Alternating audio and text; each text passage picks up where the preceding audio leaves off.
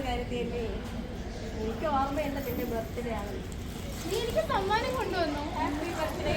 Hi, നല്ല ചെടി, എനിക്കിഷ്ടമായി. Thank you. പ്രതിഷേധം പ്രതിഷേധം പ്രതിഷേധം പ്രതിഷേധം പ്രതിഷേധം പ്രതിഷേധം.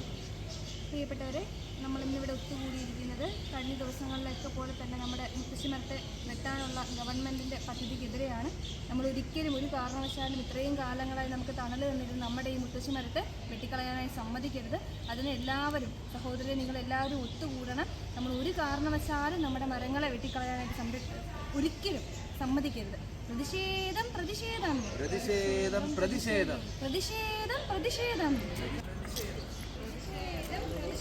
പ്രതിഷേധം പ്രതിഷേധം. എന്താ ഇവിടെ നടക്കുന്നത്? അറിയില്ല, നമുക്കൊന്ന് ചോദിച്ചു നോക്കാം. വരണം വരണം.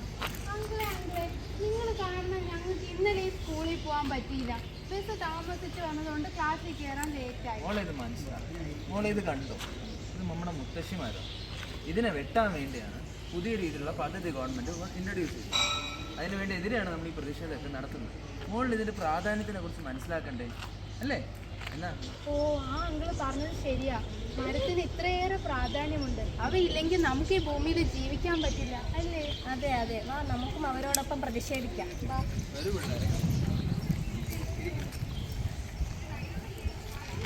പ്രതിഷേധം പ്രതിഷേധം പ്രതിഷേധം പ്രതിഷേധം പ്രതിഷേധം പ്രതിഷേധം പ്രതിഷേധം പ്രതിഷേധം പ്രതിഷേധം പ്രതിഷേധം പ്രതിഷേധം പ്രതിഷേധം